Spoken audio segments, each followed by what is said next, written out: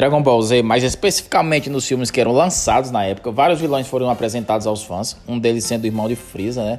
Seu nome é Cooler, e com certeza você já assistiu os filmes dele na época em Dragon Ball Z. E recentemente, galera, o atual responsável pela história, né, de Dragon Ball, que é o Toyotaro, ele afirmou que tudo é canônico. Então e aí, será que poderíamos ter esperança em ver o Cooler de fato retornando em Dragon Ball Super atualmente? Vamos analisar isso juntos nessa nova aventura do vídeo de hoje? Então já pega seu relógio para virar um grande Saiyaman e vem comigo.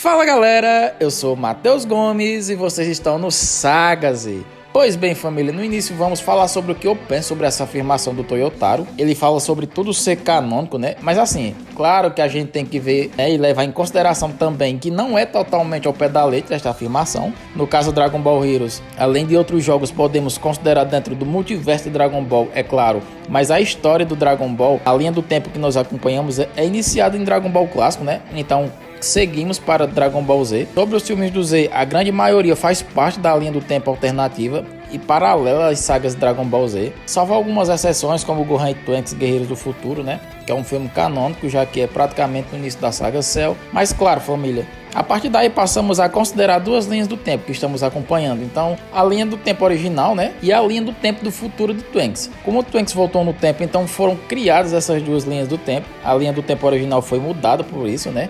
Já que na história original a maioria dos guerreiros morreram para os androides, enquanto Goku pegava aquela doença do coração. Já na linha do tempo presente isso não acontece por interferência de Trunks do futuro, né? Então acompanhamos a história de Dragon Ball Z a partir desse ponto, que Trunks viaja no tempo e a história é mudada, criando a linha do tempo do presente e do futuro. E lembrando galera, que os filmes que seguem essa mesma logística de linhas e tempos paralelas, incluindo o filme de Cooler, que vamos comentar já já, né?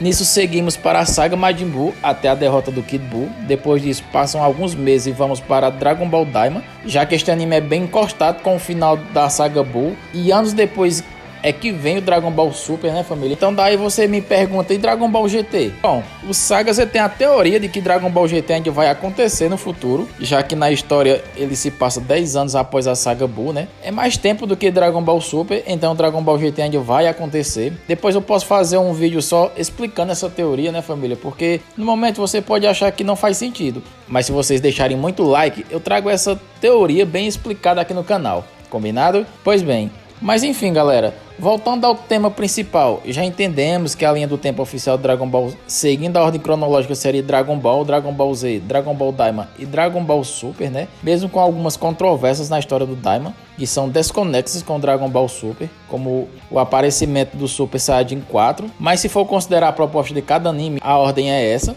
E os filmes se passam em linhas de tempos paralelas, né? Mas como sabemos, galera, quando um personagem é muito popular em Dragon Ball, ele sempre retorna. Que foi o caso de Freeza, que teve sua saga própria, mas não cansou de aparecer em outras sagas também. E o próprio Broly, né, que teve seu retorno tão bem marcado, que além de ter um filme próprio, ainda fez parte do elenco atual dos Guerreiros Z. Mas por que eu falei do Broly aqui? Bem, porque o Freeza diz uma frase muito interessante que poderíamos levar em consideração para uma proposta aqui do vídeo. Freeza diz que queria um parceiro, pois Goku tem Vegeta como seu parceiro nas lutas, né? Então Freeza também queria o seu. No caso, na época, poderíamos teorizar que seria o próprio Broly, que seria aliado do Freeza no futuro. Mas como sabemos, não foi o que aconteceu, né, galera? Então já que o Broly de Dragon Ball Super nem vilão é, diferente do Broly dos filmes do Z, que era realmente mal e carregava aquela essência cruel dos Saiyajins, né? Já o Broly do Super é no mínimo inocente e descontrolado.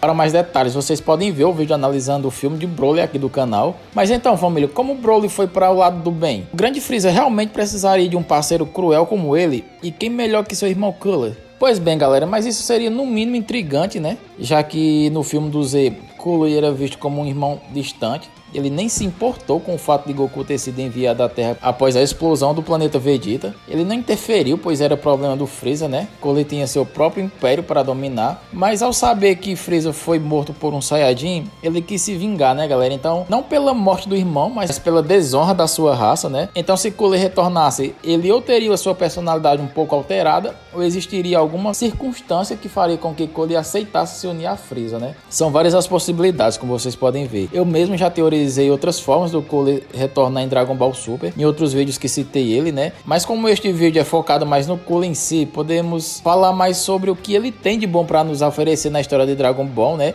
E bem, o Cooler é um vilão muito cruel e carrega a mesma malícia do Freeza, além de ter novas transformações, sendo a primeira delas uma forma incrível que nunca vimos antes, enquanto a outra é o Metal Cooler, né? Que não é tão legal assim, pelo menos na minha opinião, pois segue basicamente aquele mesmo conceito de Dragon Ball Super, de só mudar a cor, como é no caso do Freeza dourado e do Freeza Black, só muda a cor, mas o design permanece o mesmo, então que é algo muito preguiçoso da parte dos dois roteiristas, né? Pois a raça do Freeza consegue modificar seu corpo, como nas formas anteriores de contenção de poder do Freeza, no qual já explicamos mais sobre ele aqui no canal também, e também a própria forma de aumento de poder de Cooler, né? No qual ele alterou seu corpo para se adequar melhor ao combate. Imagina só uma saga de Dragon Ball Super explorando isso, seria da hora, né, família? O Cooler aparecendo e mostrando sua transformação, que cria um corpo perfeito para combate, que faz com que Goku e Vegeta apanhem muito, mesmo com suas transformações mais poderosas, e são obrigados a ficarem mais fortes ainda, né? Mas então, se o Cooler decidisse trair seu irmão e o matasse, mas isso levando em consideração que Cooler treinou ao ponto de ficar mais forte que Black Freeza, né? E tudo isso planejado por ele desde o início, onde Cooler se aliou ao Freeza para secretamente tomar seu império para ser o maior imperador do universo. Então esse seria o vilão que Goku e Vegeta teriam que derrotar e superar sua transformação, que era perfeita para combate, né? Essa seria um desafio imenso para nossos heróis e um bom enredo para a saga. Mas e aí, o que vocês acham? Agora eu quero saber a opinião de vocês. Então deixa aí nos comentários o que vocês acharam de tudo isso. Eu sou o Saga Z e tô indo nessa.